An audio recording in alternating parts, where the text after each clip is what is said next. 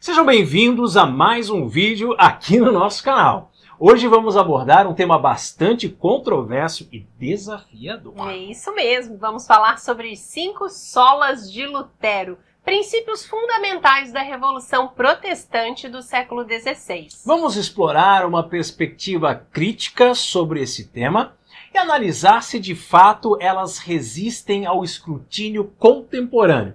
Vamos lá? E lembrando que o choro é livre, viu?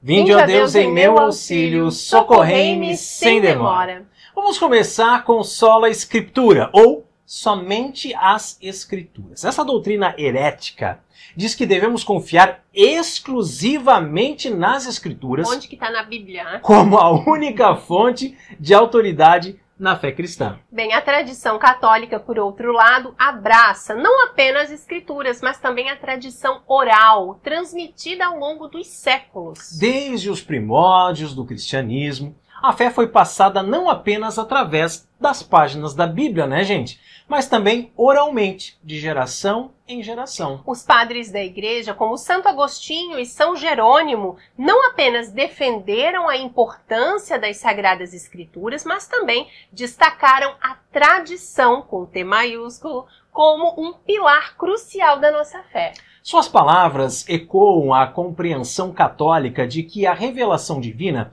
não é estritamente limitada, ao texto sagrado. Ao longo dos séculos, a Igreja Católica, em seus concílios, considerou tanto as Escrituras quanto a tradição ao formular as suas doutrinas. A autoridade da Escritura é inegável, mas a interpretação e a compreensão das Escrituras foram enriquecidas pela tradição e pelo magistério. A sola Escritura, ao depender exclusivamente da interpretação individual das Escrituras, acaba levando a divisões e interpretações erradas. A tradição católica enfatiza a unidade da fé, proporcionada pela orientação da Igreja, e a sua interpretação cuidadosa e contínua das Escrituras. Concluímos que, à luz da tradição católica, a sola Escritura não abraça a plenitude da revelação divina. A Escritura é vital, mas a tradição oral, desde a pregação dos apóstolos, o testemunho dos padres da igreja, os concílios, a orientação do magistério, são elementos indispensáveis para uma compreensão verdadeira e unificada da fé cristã, não é mesmo? Vamos falar agora da sola fide, ou somente a fé. Muitos hereges acreditam que apenas a fé, independentemente das obras, é suficiente para a justificação diante de Deus. Na tradição católica, a fé é, sem dúvida, essencial para a salvação. No entanto, a fé católica equilibra essa ênfase ao reconhecer a importância das obras como expressão concreta dessa fé. As obras não são meros acessórios, mas uma resposta ativa ao amor de Deus. A Epístola de São Tiago, na Bíblia, destaca a importância das obras como evidência da fé. A tradição católica, ao incorporar essa perspectiva, enfatiza que a fé viva e autêntica inevitavelmente se manifesta em ações que buscam a justiça e a caridade. Santos e doutores da Igreja, como Santo Tomás de Aquino e Santo Agostinho, não apenas defendiam a fé como meio de justificação, mas também sublinhavam a necessidade de obras como frutos dessa fé. Os concílios da Santa Igreja Católica ao longo dos séculos reforçaram a visão equilibrada entre fé e obras. A fé católica não nega a graça ou a fé, mas ressalta que a resposta humana expressada através das obras é um elemento integral no caminho da salvação. Exato. Concluímos que, à luz da tradição católica, a sola fide, ao isolar a fé da necessidade das obras, não abraça completamente a riqueza da fé cristã. A fé é vital, mas as obras são um reflexo tangível, e inerente dessa fé. Muito bem, falaremos agora então sobre a sola gratia, ou somente a graça. Essa doutrina proveniente da Deforma ressalta que a salvação é concedida exclusivamente pela graça divina, independente de méritos humanos. Já na tradição católica, a importância da graça na salvação é inquestionável. No entanto, a fé católica também enfatiza a colaboração humana com a graça. A salvação é vista como uma parceria entre Deus, que oferece a graça, e o homem que responde a essa graça. A tradição católica destaca que as obras são uma resposta à graça divina. Não são meramente um requisito para conquistar a salvação, mas sim uma expressão concreta e sincera da fé e da gratidão pelo meio da graça.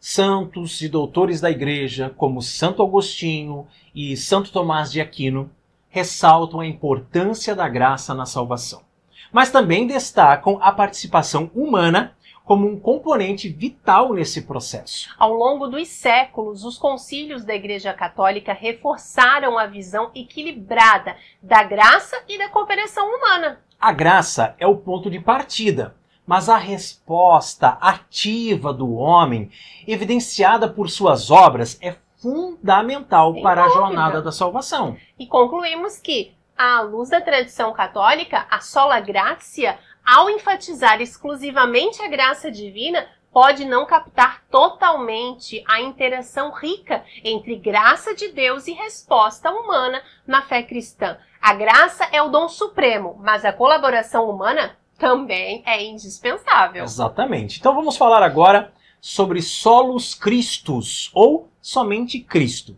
Essa doutrina afirma que apenas Cristo é o mediador entre Deus e os homens, excluindo qualquer outro intercessor. Na tradição católica, embora reconheçamos a singularidade de Cristo como o mediador supremo, nós também valorizamos a intercessão dos santos. É isso mesmo. Acreditamos que em Cristo todos os membros do corpo místico participam da mediação divina, incluindo os santos, que em sua união com Cristo intercedem por nós. Particularmente na tradição católica, a Santíssima Virgem Maria é vista também como uma intercessora especial.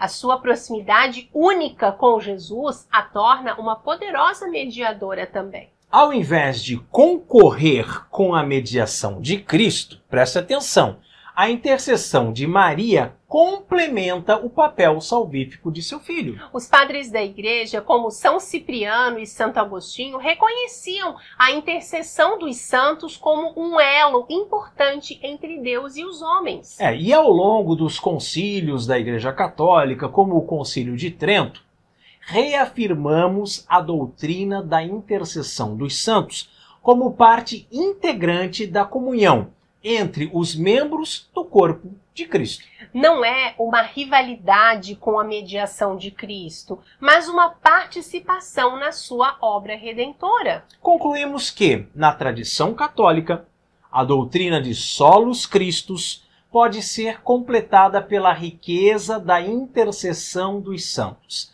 A singularidade de Cristo como mediador não exclui a participação ativa dos membros do corpo de Cristo. E finalmente chegamos em Soli Deo Gloria, ou somente a Deus a glória. Esse princípio destaca a ideia que toda a glória deve ser atribuída exclusivamente a Deus, reconhecendo a sua soberania em todas as coisas. Na tradição católica, compartilhamos da ênfase em dar toda a glória a Deus, sem sombra de dúvida.